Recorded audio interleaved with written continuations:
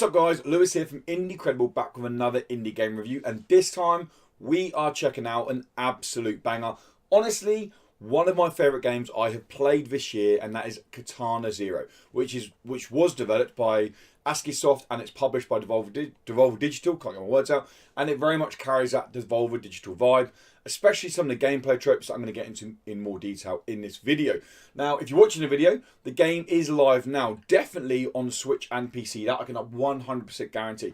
I did have an email last night, very late on in the day, saying that it was coming to PS4 and Xbox One. I don't know if that was like on the launch day or when, but it's definitely now on Switch and it's definitely on PC.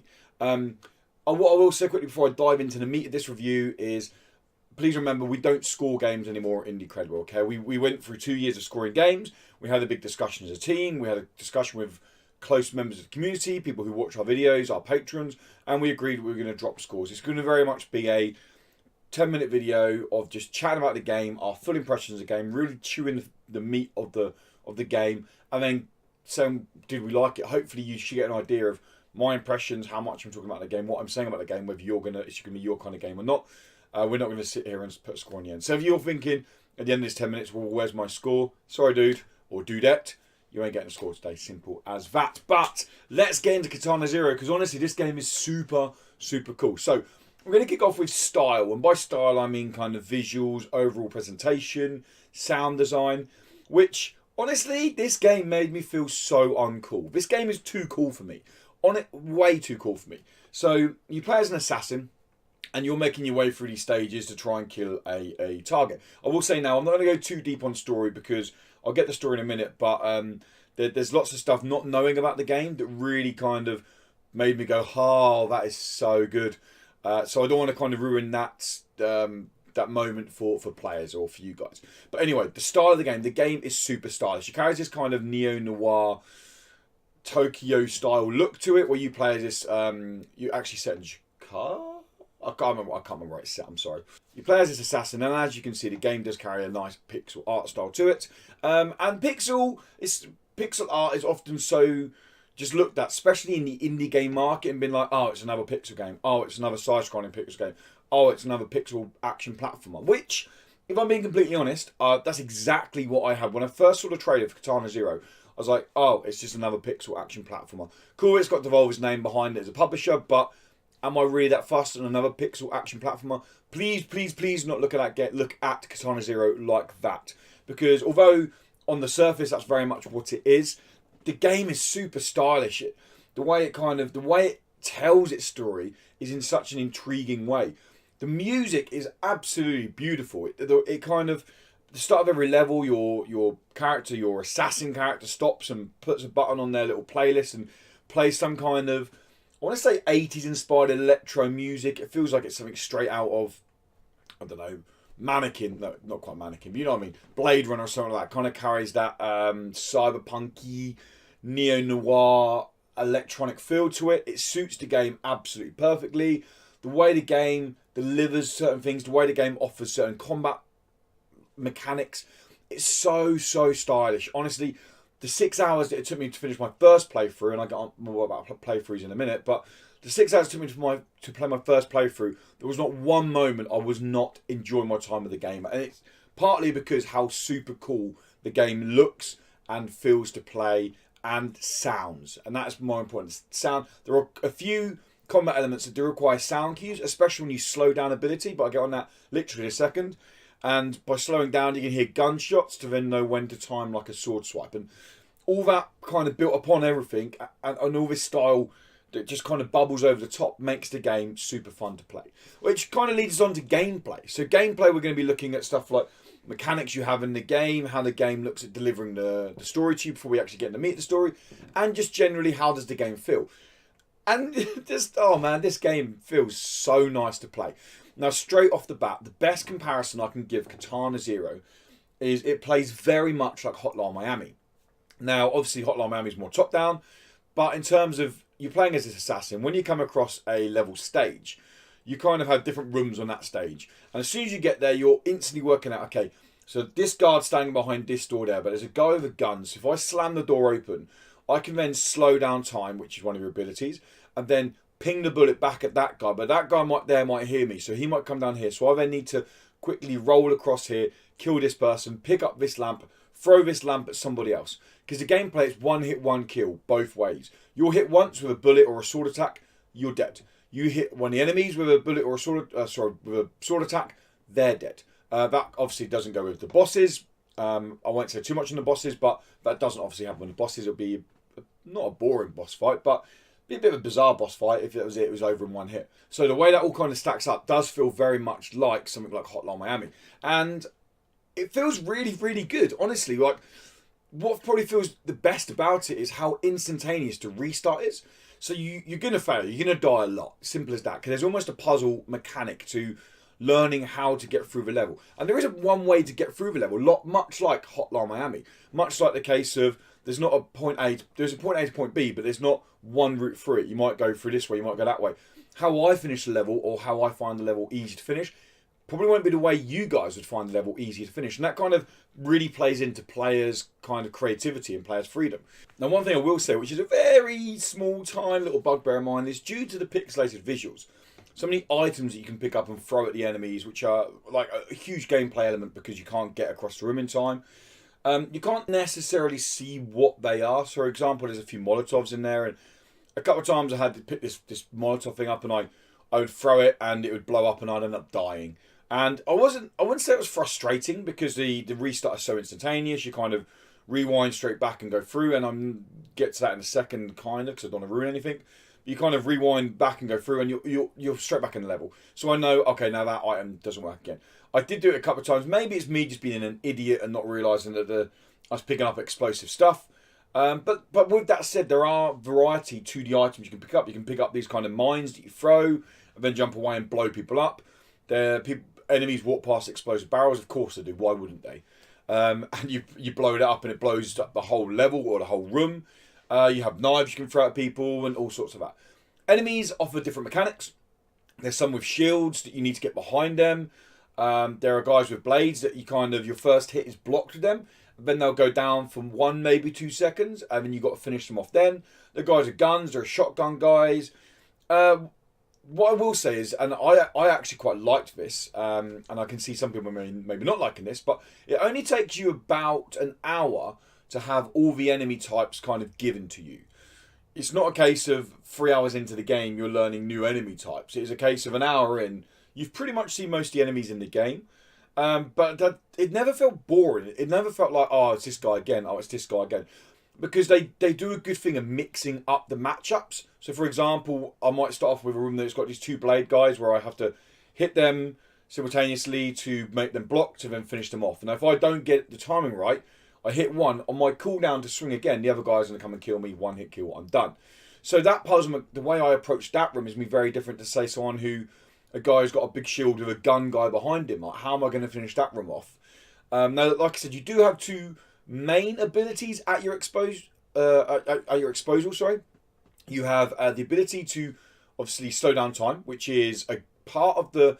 It does feed into the narrative. I'm not going to delve into it too much, but it does feed into the narrative. It's not a case of why can you slow down time? There's a genuine reason why you can slow down time. So you slow down time. You have a bar in your top left-hand corner, and that kind of shows you how long you can slow down time for. You hold it down. It's classic bullet time style. The sound goes down as well with it, so when there's a gunshot, you can see or you can hear when the gunshot's coming. You can use the time slow down. I use it mostly to hit bullets back at enemies, or you have a roll. And the roll has iframes, like a lot of iframes on it. So when there is a bullet thrown at you or an attack done at you, you can roll through the attack. So you can slow yourself down, you can roll your through, and you can take your finger off, knowing that roughly I've got a second cooldown to shoot again. I've got to get across there, hit them, and kill them. The whole platforming feels really, really nice. It plays in to the puzzle mechanics of the level. By that I mean you can wall jump, obviously. Why can't you? You're a freaking samurai ninja assassin guy. And so you can wall jump up, and this basically means that there's normally two routes to some rooms. One where you wall jump up and then attack through, another one where you just go through a door. And that kind of plays into what I was saying of player choice. The way I approach the level is going to be completely different to how someone else approaches the level, and that's quite nice. There are no high scores. It's not like Hotline Miami where you finish the level, you get a high score, and you move on to the next one. This is very much a story game, and it's giving you a story the whole way through, which seems like a pretty damn good time to move on to narrative and story. Now, I really want to be vague here because not knowing about the narrative and as it was unfolding to me was genuinely making me go, that's really cool, okay? I will say, don't come into this expecting a complete out of nowhere, wow, that's the most original story I've ever played in my life. Because at the end of the day, the story, if you're looking at it in a black and white terms, the story is pretty generic. And that sounds really horrible, but or sounds harsh, but just let me explain myself. The actual story itself is pretty generic. You're this samurai assassin person who, this isn't really a spoiler, who's a war veteran, and you're carrying out these contracts for what looks to be like a shrink. You have these meetings with the shrink. This happens like in the first 10 minutes of the game, and they ask you questions. You get given a dossier, you get injected with something, and you go off and you kill your target, or you find your target, you aim to kill them, you go back and you do that, like repeat. Now that doesn't mean it's repetitive, it's far from repetitive.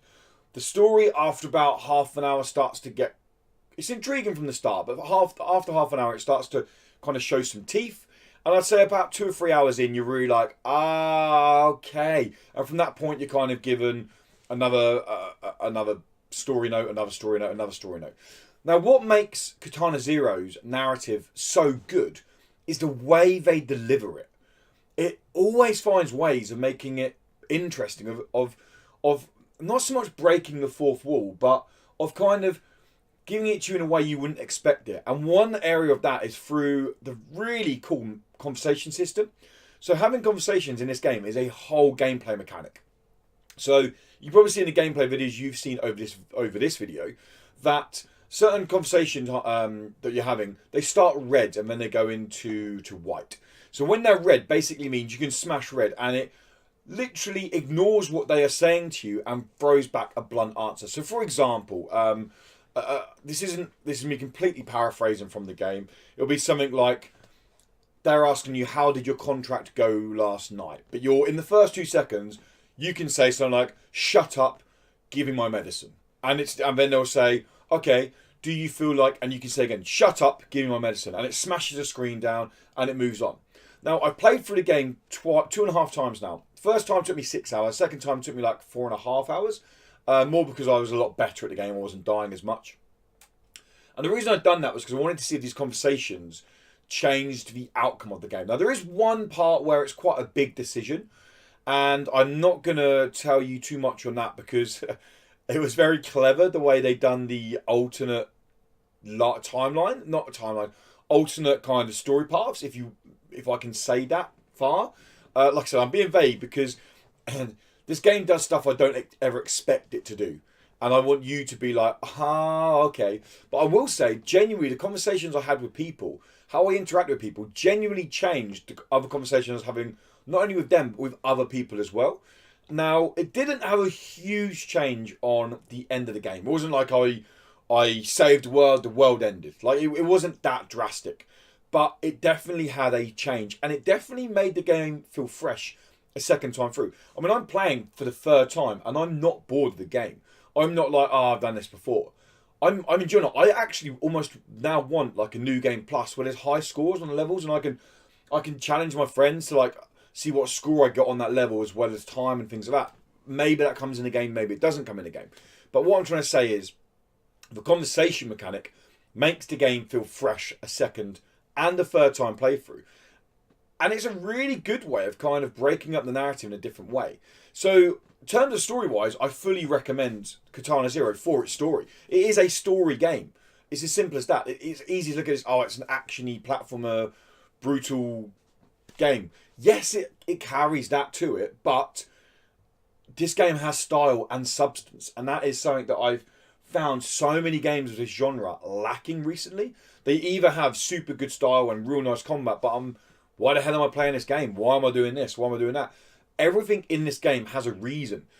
Everyone you're talking to, every conversation you have has a reason, and it kind of feeds into, I don't want to say a bigger organic world because that sounds super pretentious.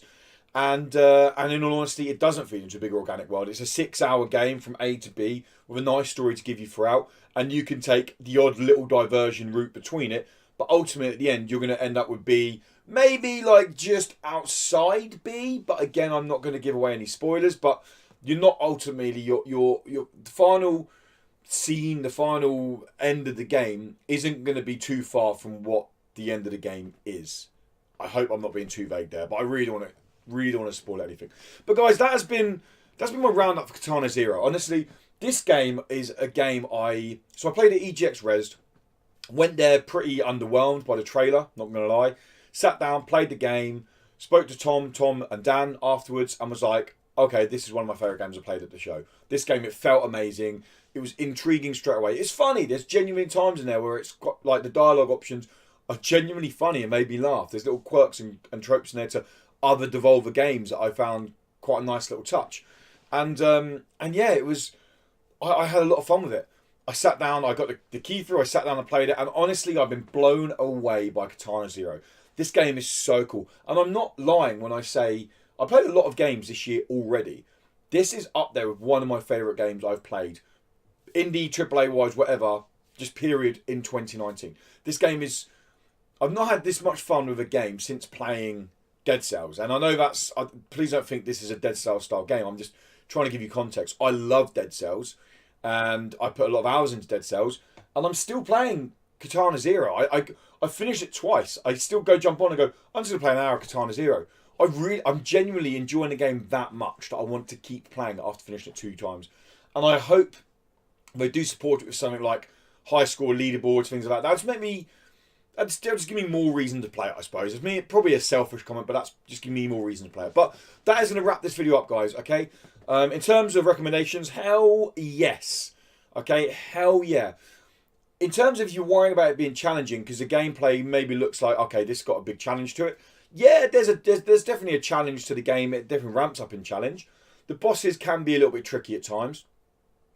Some of the latter levels offer a real kind of puzzle mechanic in terms of, okay, I'm going to have to put this down for a second and think, that guy's there, there's lasers here. What sequence am I going to go through the level? Which I only thrive and love more for that kind of stuff.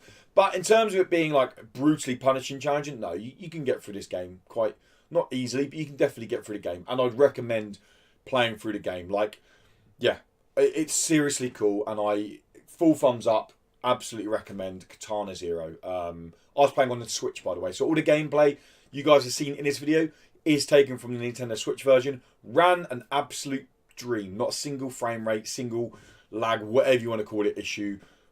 Absolutely wonderful. But yeah, that is it, guys. That is going to wrap up my review for Katana Zero. If you're looking forward to, are you looking forward to the game? Because if you are, then let me know in the comments below. Are you going to be picking the game up? If you've played the game, maybe you've played through it and you agree with me, or maybe you go, what is this guy on? This game is crap. It's not crap. I don't know what you're thinking at. But let's just say everyone's entitled to their opinion. Let me know in the comments below, guys, because I really like when people get down there and chat and I can kind of have conversations with them about games. I mean, I love talking about games. It's kind of why I do these videos. But if you do like this video, guys, and you liked or you just like the video, why not give it a little like? It makes me smile. I'm not kidding. I go, oh, look, someone likes me talking to them. Yay, it makes me happy. And if you really like what we do and you want to keep up to date with more indie game content, including news, reviews, and of course, our weekly podcast, make sure you subscribe to Indie Credible. And if you really like what we do, guys, you want to support Indie Credible even further, you get a ton of good stuff. You get exclusive content on like pre and post show content on the weekly podcast. You get access to our Discord server. We give away games. A few of our patrons this week have grabbed some games that off us just because we get some extra keys and we get given keys to give away. And hey, our patrons always get priority there. I promise you, $1 a month is an absolute bargain for what you get. I mean, I'm going to say that because, of course, I am. Why wouldn't I? But anyway, guys, I'm not going to blag on any more now. Thank you for stopping by. Thank you for watching the video. I hope you enjoy Katana Zero. If you do pick it up, I hope you enjoy it nearly as much as I do. And until next time, have a great day, morning, evening, wherever you are. Goodbye.